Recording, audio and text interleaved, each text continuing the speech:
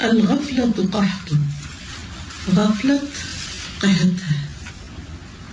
فإن الغفلۃ، پس بے شک غفلت، التی تنزل بالقلب، جو دل پر نازل ہوتی ہے، چھا جاتی ہے، ہی القحط والجدب، تو وہ قحط اور بنجر پن ہے، بیرن ہونا ہے.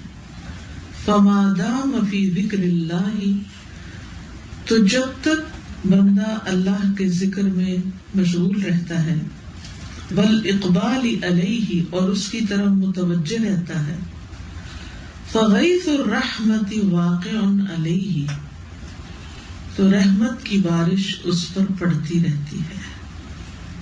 کالمطر المتدارک، جیسے مسلسل بارش برستی ہے. فاذا غفل نالہ من القحط بحسب غفلته قلة وکثرة. فاذا غفل، پھر جب انسان غافل ہوتا ہے، نالہ، پہنچتا ہے اس کو، من القحط، قحط میں سے، بحسب غفلته، اس کی غفلت کے مطابق، اس کی غفلت جتنا، قلتاً، کم بھی، وکثرتاً، اور زیادہ. یعنی غفلت کی قلت ہو یا کثرت ہو، اس کے اعتبار سے اس پہ قحط آتا ہے، کبھی چھوٹا قحط، کبھی بڑا قحط. فَإِذَا تَمَكَّنَتِ الْغَفْلَةُ، پھر جب غفلت جڑ پکڑ لیتی ہے، مکان بنا لیتی، تمکن. وَاسْتَحْكَمَتْ، اور پختہ ہو جاتی، صَارَتْ أَرْضُهُ مَيْتَةً، تو اس کی زمین مردہ ہو جاتی. یعنی جس دل پہ غفلت چھا جائے، اس کو اپنے قبضے میں کر لے، وہ دل مردہ ہو جاتا ہے. وَسَنَتُهُ جَرْدَاءَ يَابِسَةً، اور اس کا قحط، یہ سنہ کا لفظ بالسنین قرآن مجید میں آتا ہے. جرداء، سبزے سے خالی ہو جاتا ہے، یابسۃً، خشک ہو جاتا ہے. یعنی ایسی قحط سالی ہوتی ہے جس میں کہیں کوئی سبزہ نظر نہیں آتا، ہر طرف خشکی اور ڈرائنس. وحریق الشہوات، اور خواہشات کی آگ، فیہا، اس میں، من کل جانب، ہر طرف سے چھا جاتی، کالسمائم، باد سموم کی طرح. آپ نے دیکھا ہوگا کہ گرمیوں میں جنگلات میں آگ لگ جاتی. وہ کیوں لگتی؟ کیونکہ بارش نہ ہونے کی وجہ سے درخت جو ہے وہ اتنے سوکھ جاتے ہیں کہ چھوٹی سی چیز بھی ان کے لیے آگ لگانے کے لیے کافی ہوتی ہے. اور فورٹ میکمری کا تو آپ کو معلوم ہوگا کس طرح میلوں میل جنگلات جو ہیں وہ جل گئے تھے کچھ عرصہ پہلے. تو یہ عموماً کب ہوتا ہے؟ جب خشک سالی ہوتی ہے، بنجر پن ہوتا ہے، بارشیں نہیں ہوتی، دھوپ سخت ہو جاتی ہے، گرمی زیادہ ہوتی ہے. اسی طرح دل کی حالت پر بھی غفلت کبھی تھوڑی ہوتی، کبھی زیادہ ہو جاتی.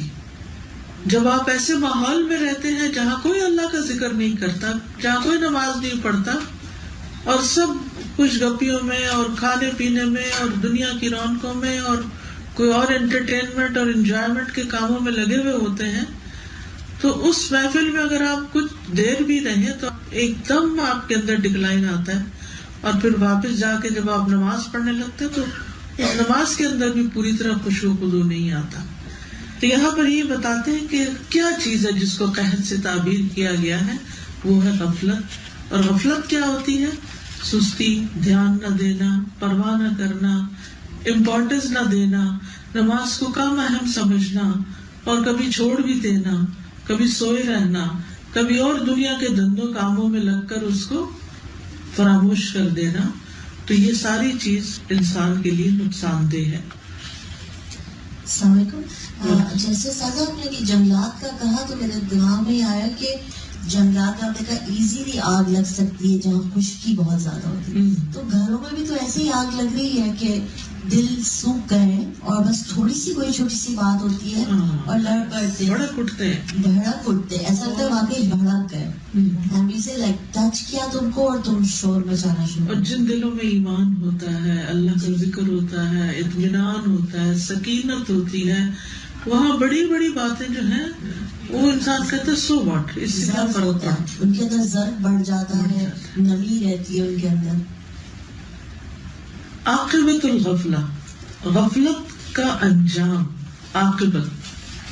وَإِذَا تَدَارَكَ عَلَيْهِ غَيْثُ الرَّحْمَةِ، اور جب پے در پے اس پر آتی ہے رحمت کی بارش، اہتزت ارضہ، تو اس کی زمین حرکت میں آ جاتی. حز وہ آتا ہے نا، حضرت مریم کو اللہ تعالیٰ نے فرمایا تھا وَهُزِّي إِلَيْكِ بِجِذْعِ النَّخْلَةِ. اہتزت کا لفظ بھی آتا قرآن میں، اہتزت وربت، تو حرکت میں آ جاتی ہے زمین. وربت، اور پھلنے پھولنے لگتی ہے، پھول جاتی ہے. وہ انبتت، اور اگاتی ہے، من کل زوج بہیج، ہر قسم کے بارونق پودے. بارونق یعنی نباتات اس پر اگتی ہے. فَإِذَا نَالَهُ الْقَحْطُ وَالْجَدْبُ، پھر جب اس کو قحط اور خشک سالی پہنچتی ہے، كَانَ بِمَنزِلَةِ شَجَرَةٍ، تو وہ ایسے درخت کی مانند ہو جاتا ہے، رطوبتها ولینها وثمارها من الماء، کہ جس کی رطوبت، نرمی اور پھل پانی سے ہے. فَإِذَا مُنِعَتْ مِنَ الْمَاءِ، پھر جب اس کو پانی سے روک دیا جاتا ہے، يَبْسَتْ عُرُوقُهَا، اس کی رگیں خشک ہو جاتی ہیں. وَذَبُلَتْ أَغْصَانُهَا، اور اس کی ٹہنیاں مرجھا جاتی ہیں، اس کی جڑیں خشک ہو جاتی ہیں. عرق جو ہوتا ہے جڑ، رگ کو کہتے ہیں، اور اس کی ٹہنیاں مرجھا جاتی ہیں. وَحُبِسَتْ ثِمَارُهَا، اور اس کے پھل روک لیے جاتے ہیں. وَرُبَّمَا يَبِسَتِ الْأَغْصَانُ وَالشَّجَرَةُ، اور کبھی کبھی تو خشک ہو جاتی ہیں ٹہنیاں اور درخت بھی، سارا درخت خشک ہو جاتا ہے. اگر آپ کبھی جنگل میں واک کریں یا روڈ سائڈ پر بھی آپ نے دیکھا ہوگا، واک کرتے ہوئے گرین درختوں کے بیچ میں ایک درخت آتا ہے جو بالکل مر چکا ہوتا ہے، سوکھا ہوا کھڑا ہے، ٹہنیاں بھی شاخیں، لیکن اس پہ پتے نہیں آئے دوبارہ. تو یہی حال ہوتا ہے کہ کچھ کیسز میں تو پورا درخت بھی خشک ہو جاتا ہے. ایسے لوگوں کو جتنا بھی آپ نماز کے لیے کہیں وہ ہل کے نہیں دیتے. فَإِذَا مَدَدْتَ مِنْهَا غُصْنًا إِلَى نَفْسِكَ لَمْ يَمْتَدَّ، پھر جب تم کھینچتے ہو کسی ٹہنی کو اپنی طرف، لم يمتد، تو وہ آپ کی طرف بھی نہیں آتی. آپ یہ نوٹس کریں گے کہ جو درخت سرسبز ہوتے ہیں، اس کی کوئی ٹہنی شاخ پکڑ کے اپنی طرف کرے تو وہ نرم ہوتی ہے، جھکتی چلی آتی.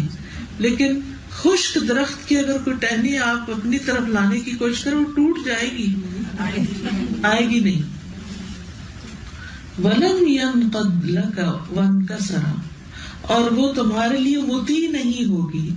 انقاد کا مطلب ہوتا ہے اطاعت کرنا، وہ بلکہ انکسر، ٹوٹ جائے گی. فَحِينَئِذٍ تَقْتَضِي حِكْمَةُ قَيِّمِ الْبُسْطَانِ، اس وقت تمہیں باغ کے مینیجر یا باغ کے رکھوالے کی حکمت سمجھ آئے گی. قطع تلک الشجرۃ، کہ اس درخت کو کاٹ دے. وجعلها وقودا للنار، اور اسے آگ کا ایندھن بنا دے.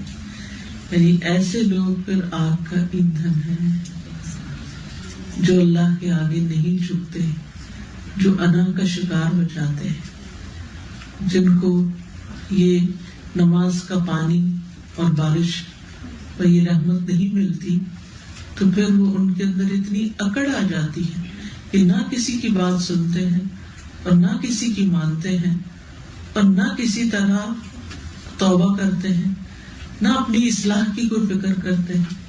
تو پھر ایسے لوگوں کے لیے آگ ہے.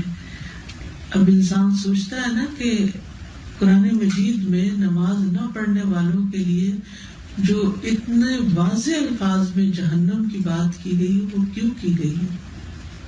سورۃ المدثر میں آتا ہے نا کہ ما سلککم فی سقر، جہنم میں جانے والوں سے پوچھا جائے گا تمہیں کیا چیز جہنم میں لے گئی؟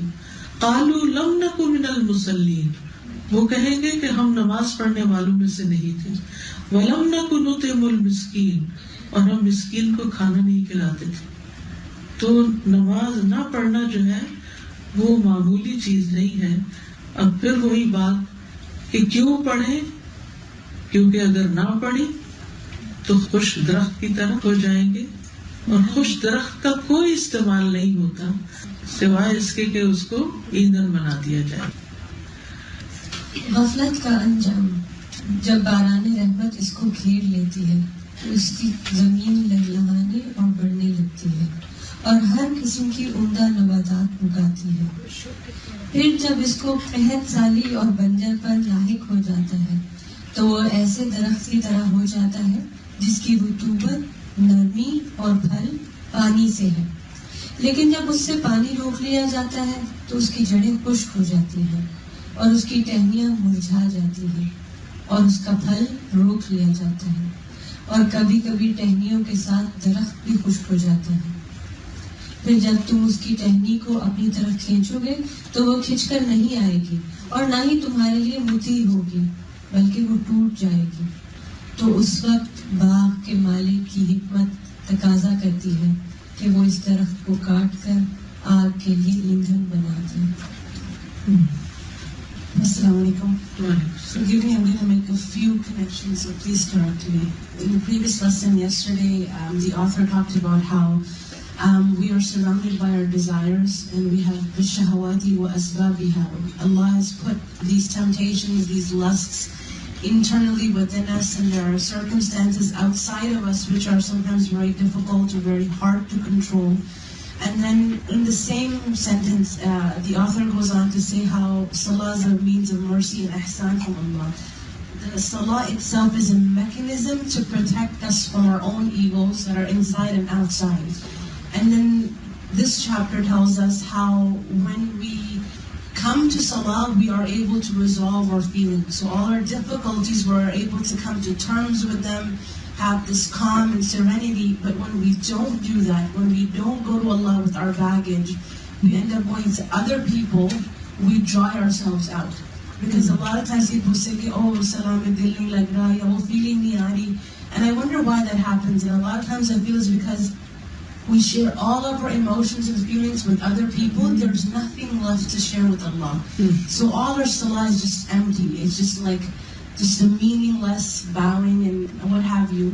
And then right now in the ghafla continuation, the author talks about how we're like a tree, and if you don't water your tree, if you don't water yourself, you will have no fruits. Your roots will die out. You will become this shallow trunk. And I was just thinking about how Allah said in the Quran that a believer is shajaratun tayyibah, and a munafiq is a hollow trunk, the quality of hypocrites. So it's so true, and I was thinking how also Ibn Qayyim is this amazing personality, and his imagery is just so fantastic. You feel like you're in a forest fire. I was just thinking like جب forest میں آگ لگتی ہے تو اس کی smoke اور اس کا دھواں اتنی جلن ہوتی ہے اور آنکھ میں تکلیف ہوتی ہے. When you go to this beautiful garden, it's a very different feeling. So I just love how he's doing it. اور ان سب چیزوں کی بنیاد قرآن و سنت میں موجود ہے. یعنی جس طرح یہ سین کریٹ کر رہے ہیں بنیادیں ساری وہیں پر ہیں. اس لیسن کو پڑھ کے ماحول کی اہمیت کا بھی بہت اندازہ ہو رہا ہے کہ جس طرح خشک ماحول ہے، جنگل سارا کا سارا خشک ہوا ہے، لیکن اگر وہاں پہ کوئی ایک سبز درخت بھی ہوگا تو وہ اس جنگل کی آگ سے محفوظ نہیں رہ سکے گا. اس لیے ہمارے لیے بھی کتنا ضروری ہے کہ ہم خود کو اس ماحول میں رکھیں جہاں پہ کسی بھی قسم کی قحط سالی نہ ہو. اور اسی لیے وتواصوا بالحق وتواصوا بالصبر ضروری ہے. صرف خود کی نماز پڑھنا ہی کافی نہیں، بلکہ جو آس پاس لوگ ہیں ان کی فکر بھی. اسی لیے پیغمبروں کو حکم دیا گیا کہ خود بھی نماز پڑھو، اس پہ قائم رہو، اور اپنے گھر والوں کو بھی نماز کا حکم دو. میں سوچ رہی تھی کہ درخت اس کی فطرت ہے، اس کی جو کریشن ہے وہ یہ ہے کہ وہ سبز رہے اور وہ نرم رہے اور فلیکسیبل رہے. تو اللہ سبحانہ تعالیٰ نے ہماری فطرت میں یہ چیز رکھی ہے کہ ہمیں عبودیت کرنی ہے، اور اس کے لیے یہ نماز کا سارا سلسلہ، 5 اوقات اور یہ ساری چیزیں، بیکاز اٹس اگینسٹ لاجک. یہ کسی کے لیے ایکسیپٹیبل میں ہی نہیں ہے کہ ٹری کی طرح ایک ڈنڈا کھڑا ہوا ہے لیکن اس پہ کچھ نہیں ہے، کوئی سبزہ نہیں ہے، کوئی نرمی نہیں ہے. So it beats the purpose of us being human beings as well. کہ اگر ہم اطاعت نہ کریں, اگر ہم نماز نہ پڑھیں, اگر ہمارے اندر وہ رطوبت, وہ نرمی, وہ اطاعت والی چیز نہ ہو تو ہم اپنے ہونے کا پرپز نہیں فلفل کر رہے ہیں. بالکل, وہ بندگی کا جو اصل مقصد ہے ہماری زندگی کا, کہ زندگی بے بندگی شرمندگی. اور پھر آپ دیکھیے کہ ہم فائدے کے نہیں. اور یہ جو انہوں نے یاد دہانی کرائی کہ مومن کی مثال جو ہے وہ شجرہ طیبہ کی طرح ہے. واقعی پھر اصلها ثابت وفرعها في السماء وتؤتي اكلها كل حين باذن ربها. ایسا شخص دوسروں کے لیے بینیفیشل بھی بہت ہو جاتا ہے کہ جو ایک شجرہ طیبہ ہوتا ہے. اور سوکھا درخت کسی کے لیے تو کیا بینیفیشل, وہ زمین کا بوجھ اور جلائے جانے کے قابل ہی رہ جاتا ہے. ایسے لوگ زمین کے بوجھ ہی ہیں. ایک کنیکٹڈ تھاٹ یہ بھی کہ کتنا شیطان نے ریورس ہر چیز کر دی ذہنوں کو, کہ اب وہ سوال یوں آ رہا ہے کہ نماز پڑھیں کیوں, یعنی کہ سب درخت اگر رہے تو ہرا رہے کیوں, وائی ناٹ, اگر ہم خشک ہیں تو خشک کیوں نہ رہے, کھڑے کیوں, ایسے بے پتہ کیوں نہ رہے. یہ والی چیز کر دی, الٹ دیا, کبھی بے لباس کر دیا نا انسان کو. آپ جو کل بتا رہے تھے اور ابھی بھی سسٹر آسم نے کہا, تو بس آئی ہیو ٹو جمپ ان سے کہ وہ جو آج کل ایک مائنڈ فلنس کا کانسیپٹ آ گیا نا, کہ like even now people realise کہ ہم نے ریلیجن سے ہٹ کی نا, we have secularism and all that, تو ریلیجن کو بالکل ریموو کر دیا, تو it created so many spiritual problems, depression being one of them, اس کے ظاہر کچھ اور فزیکل ایسپیکٹس بھی ہوتے ہیں. لیکن اتنا وائڈ آ گیا ہے کہ اس کے لیے اب ڈفرینٹ ٹیکنیکس ہے, یو نو مائنڈ فلنس اور yoga and what not, right. لیکن یہ لائک نیچرل ہے, it has to be done, because اگر ہم نہیں کریں گے we are seeing the circumstances اور کانسیکوینسز اس کے. تو اٹس لائک وہی بات ہے, انیٹ ہے, نیچر کے اندر ہے جیسے. بالکل. السلام علیکم. یہ جو ہمیں پچھلے لیسن میں پڑھے تھے کہ دلوں کی حالت کا بدلنا, تو یہ جو دلوں کی حالت ہے یہ بدلتی ہے, یہ بھی نیچرل ایک فیکٹ ہے. تبھی اللہ تعالیٰ نے دوبارہ 5 وقت کا بولا کہ اگر ایک فرض کرے کہ انسان ہے, اس کے ایمان کا لیول بدلتا ہے, تو اس کو مایوسی نہیں کرنی چاہیے کہ اگر میرے سے کوئی اچھی چیز نہیں نکل رہی تو میں مایوس, اللہ کی طرف رجوع کرنا چاہیے. ہاں, تو اس کو بار بار آنا چاہیے. تو دس از اے نیچرل تھنگ. بالکل. اور پھر اگر ٹائمنگز کے اعتبار سے آپ دیکھیں نا, تو کتنے پرفیکٹ ٹائمنگز ہیں. ہر اس موقع پر جب دن میں ایک بڑی تبدیلی واقع ہو رہی ہوتی ہے, اس وقت نماز کا حکم دے دیا گیا ہے. کیونکہ یہ بھی ہم سب ایکسپیرئنس کرتے ہیں کہ وقت کے بدلنے کے ساتھ ساتھ, سورج کے ڈھلنے کے ساتھ ساتھ ہمارے موڈ بھی بدلنے شروع ہو جاتے ہیں. آپ سب نے یہ نوٹ کیا ہوگا کہ صبح کے وقت آپ کی کیفیت کچھ اور ہوتی, فریش ہوتی ہے, اس وقت ہلکی سی نماز دے دی گئی, یعنی اس وقت پریشانیاں کم ہوتی ہیں جب سو کے اٹھتے ہیں. پھر ورکنگ آور میں 8 گھنٹے کام کرنے کے بعد جو ظہر کے وقت آپ آتے ہیں تو سب سے زیادہ پریشانیاں لاد کے آتے ہیں. پھر اس کے بعد یہ ہے کہ آپ تھوڑا ریلیکس ہوتے ہیں عصر مغرب میں. پھر دن کا جو اینڈ ہوتا ہے, پھر نماز لمبی ہے, یہ عشاء کی نماز جو ہے. تو اللہ سبحانہ وتعالیٰ نے جو نظام بنایا ہے صلاۃ کا, یہ بہت پرفیکٹ ہے ہمارے موڈ, مزاج اور ضرورت کے مطابق. جتنی لمبی خشکی ہے اتنی لمبی ڈرپ لگے گی, جتنا زیادہ ڈی ہائیڈریٹڈ ہے اتنی لمبی ڈرپ چاہیے آپ کو. I was thinking about how Allah says, "Wallahu waliyul ladina amanu." Allah's a wali, or the friend. Allahu waliyul ladina amanu. Of the people who believe, and I was thinking, our generation and people younger than us are constantly on their phones. They have to constantly tweet or Facebook or Instagram every moment of their life. Otherwise, they feel like, "Main kya karu?" Like, I have nobody to share myself with. They constantly are seeking a company, and I get now why the Prophet ﷺ said, "Allah is my friend." And if I was to take a friend on earth, it would have been Abu Bakr, because the Prophet ﷺ is constantly sharing minute by minute details of his life with Allah Subhanahu wa Taala. And that's what is required of us کہ جب آپ اللہ تعالیٰ سے ملتے ہیں, اللہ تعالیٰ سے بات کرتے ہیں نماز میں, اپنی فیلنگس تھاٹس شیئر کرتے ہیں, تو it's like, you know, the Urdu saying, the پھل پھول جاتے ہیں, you become full, you become satiated, you come back feeling happy and healthy. And you don't need these petty relationships. ہم ہوتا ہے کہ اچھا میں اب کس کو کال کروں, میں کس کو یہ بات بتاؤں, میں یہ تصویر کیسے لے کے شیئر کروں. You don't need that when you have Allah. Assalamualaikum. I just wanted to share an example of a dried up plant. I remember 2 years ago, my kids gave me this beautiful plant for my office, and after maybe about a month, it died. And a coworker of mine said, "Don't throw it out, give it to me." And I'm like, "But it's, even if you touch the leaves were falling off." And the coworker goes, No, give it to me, I'll take care of it. And she took care of it for about a year. And after a year, it came back to life. It had the flowers on it again. And it really made me think that sometimes we get so impatient. Okay, I'm reading namaz, I'm making dua. How come my namaz is not getting accepted? How come my dua is not getting accepted? When this plant took a year and it came back to life. So sometimes the more we neglect ourselves, the longer it takes. But Allah has that hope that He will help you. It'll come back if you have patience. If you submit yourself to Allah subhanahu wa So it ta'ala. amazed me. So even like after 3 months or 4 months, I'm like, throw it out. There's no hope. Throw it out. And she kept saying, no, give it some time, give it some time. And I remember after 1 full year, it came back to life, alhamdulillah. Inshallah. Very good example. تو بنیادی طور پر یہاں جو بات کی گئی ہے وہ یہ کہ انسان اگر اللہ کے ذکر اور نماز سے غافل ہے تو یہ اس کے لیے قحط کی طرح ہے، اور اس غفلت کا انجام جو ہے وہ بہت نقصان دہ ہے، وہ آگ ہے۔ قرآن مجید کی دوسری آیات سے بھی ہمیں پتہ چلتا ہے کہ جب انسان اللہ کے ذکر سے غفلت کرتا ہے تو اس کے لیے زندگی تنگ ہو جاتی ہے۔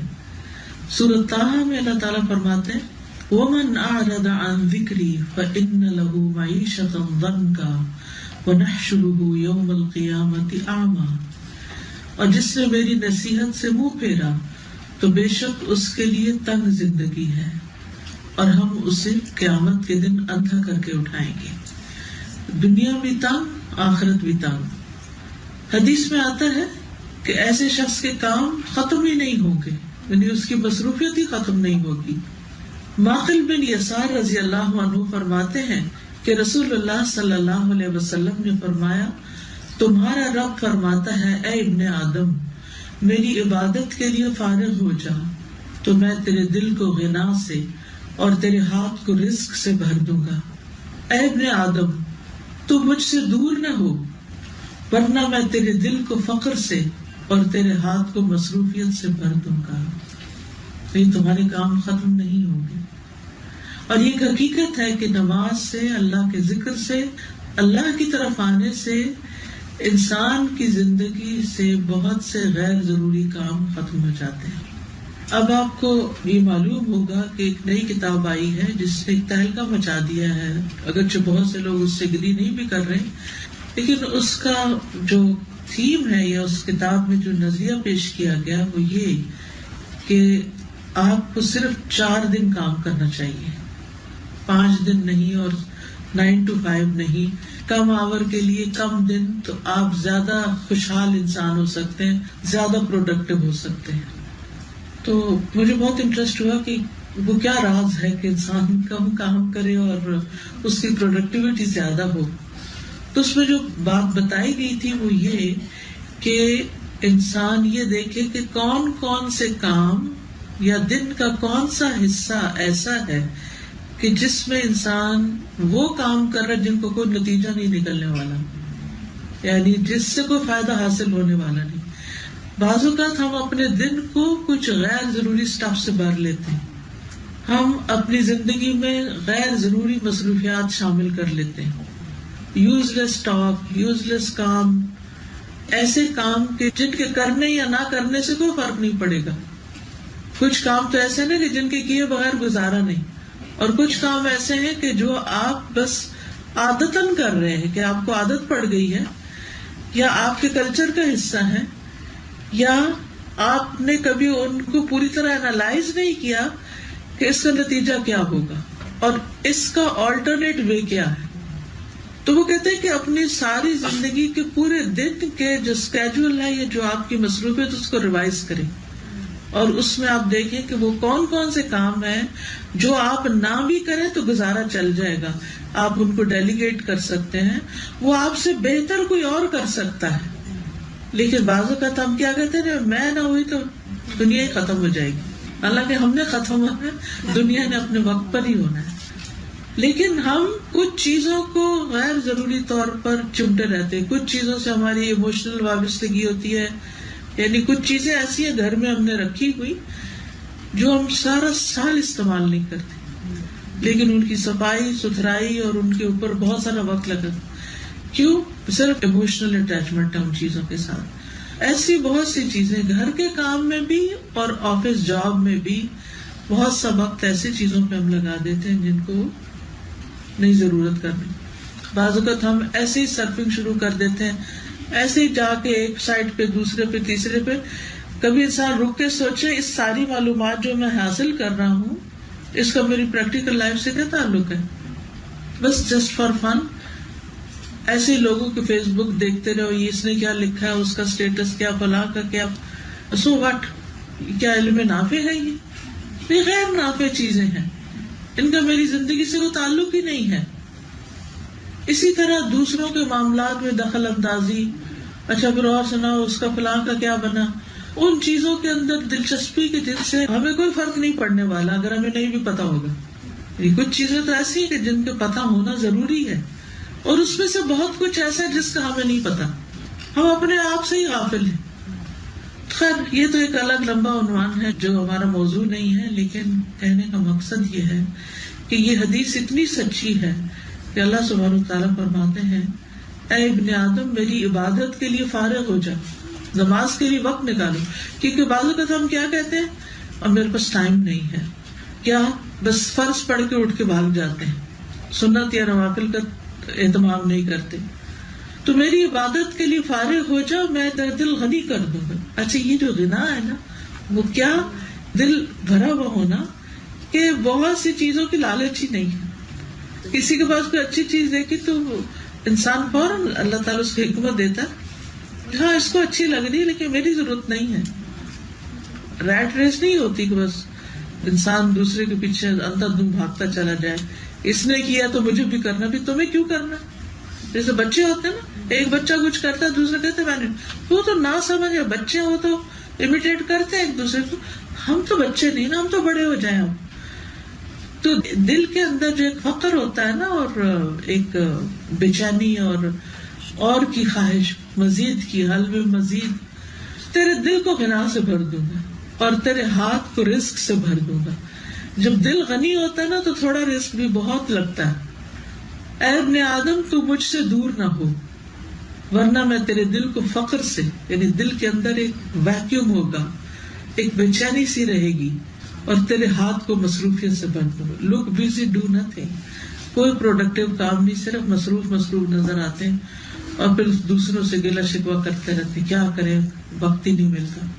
حالانکہ جو لوگ اپنا وقت نکال کے بہت کچھ کر لیتے ہیں ان کو وقت کہاں سے مل جاتا ہے. چلو پور آرگنائزیشن ہوتی ہے ہمارے اپنے لائف کی, جس کی وجہ سے ہم بہت کچھ نہیں کر پاتے. پھر اسی طرح نبی صلی اللہ علیہ وسلم نے فرمایا اس شخص کی مثال جو اپنے رب کو یاد کرتا ہے اور جو اپنے رب کو یاد نہیں کرتا, اس کی مثال زندہ اور مردہ جیسی ہے. اب وہی زندہ درخت اور مردہ درخت, پھر اللہ کی ذمہ داری ختم ہو جاتی ہے اگر کوئی اپنی نمازوں کی حفاظت نہیں کرتا. نبی صلی اللہ علیہ وسلم نے فرمایا جان بوجھ کر نماز کو مت چھوڑا کرو, اس لیے کہ جو شخص جان بوجھ کر نماز چھوڑتا ہے یقیناً اس سے اللہ کا ذمہ ختم ہو جاتا ہے, کوئی پرومس نہیں ہے بخشش کا. ایک نماز چھوڑنا بھی بہت بڑے نقصان کا باعث ہوتا ہے. نبی صلی اللہ علیہ وسلم نے فرمایا جس کی ایک نماز اس سے فوت ہو گئی پس گویا اس کا مال اور اس کی اولاد فنا ہو گئی. ایک نماز چھوٹنے کا یہ نقصان ہے. اب بظاہر ہم کہتے ہیں اولاد فنا ہو گئی, ہاں ایسے لوگوں کی پھر اولاد اپنی نہیں رہتی, وہ ان کے لیے نہ ہونے کے برابر ہوتی ہے. پھر اعمال کی بربادی کا سبب بنتی ہے نماز کا چھوڑنا. نبی صلی اللہ علیہ وسلم نے فرمایا جس نے عصر کی نماز چھوڑ دی اس کے اعمال باطل ہو گئے, یعنی کیا کرایا ضائع ہو گیا. یعنی اس نے عصر کی نماز کو بغیر کسی عذر کے مؤخر کر دیا, سستی کر کے, سو کے ڈیلے کر دیا, حتیٰ کہ نماز ہی چھوٹ گئی. پھر دل پر مہر لگ جاتی.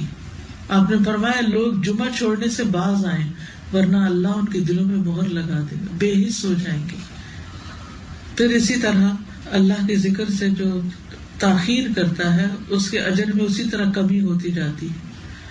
جمعہ کے دن جو پہلے آتا ہے اس کا ثواب اونٹ کی قربانی جتنا ہے، جو دوسری گھڑی میں آتا ہے گائے جتنا، تیسری گھڑی والے کا ایک سینگ والے دمبے جتنا، چوتھی گھڑی میں آیا تو مرغی کی قربانی، پانچویں گھڑی میں چلا تو انڈے کی قربانی. جب امام خطبے کے لیے آ جاتا ہے تو فرشتے قلم چھوڑ دیتے ہیں اور ذکر سننے لگ جاتے ہیں، پھر وہ اجر ختم ہو جاتا ہے. اور پھر اس ذکر میں تاخیر کا گناہ بھی ہے. نبی صلی اللہ علیہ وسلم نے فرمایا جو لوگ ہمیشہ صف اول سے پیچھے رہتے ہیں تو اللہ تعالیٰ انہیں جہنم میں پیچھے کر دے گا اور نیچے ڈال دے گا. تو اس لیے انسان کو سوچ سمجھ کے زندگی بسر کرنے کی ضرورت ہے. وعلیکم السلام. Last week Friday Saturday and Sunday میں کسی پارٹی میں گئی تو میں نے اس بات کو بہت سختی سے نوٹس کیا کہ جیسے ہی مغرب کا ٹائم ہوتا ہے جس میں 5 یا 10 منٹ رہتے ہیں مغرب کو، اسی ٹائم کھانا اسٹارٹ ہوتا ہے. مجھے اتنی تکلیف ہوئی کہ میں آپ کو بیان نہیں کر سکتی. اور ایک شادی میں تو میں نے یہ دیکھا کہ جیسے ہی مغرب کا ٹائم ہوتا ہے تو دلہن اندر آتی ہے اور پٹاخے پھوڑے جاتے ہیں. مجھے تو جیسے رونا آ گیا، مجھے بہت تکلیف ہوئی. اور لوگ پھر جیسے ہی نماز کا ٹائم شروع ہوتا ہے تو وہ کھانے کے لیے دوڑتے ہیں. لیکن میں نے یہ کیا کہ میں پہلے نماز پڑھی اور پھر میں کھانے کے لیے آئی. تو مجھے میرے ساتھ جو لوگ بیٹھے ہوئے تھے تو پوچھنے لگے کہ آپ کہاں چلی گئی تھی. تو میں نے کہا میں نماز پڑھنے گئی تھی. تو مجھے بہت افسوس ہوا کہ اسی ٹائم، میں نے پہلے کبھی اس بات کو نوٹس نہیں کیا تھا، لیکن لاسٹ ویک میں کنٹینیو 3 دن گئی اور جیسے ہی مغرب میں 5 یا 10 منٹ باقی رہتے ہیں کھانا شروع ہوتا، بھاگم دوڑ. اور مغرب کا ٹائم تو بہت شارٹ ہوتا ہے. تو میں نے نہیں دیکھا، بہت کم شاید ہوں گے کہ جو نماز کے لیے گئے.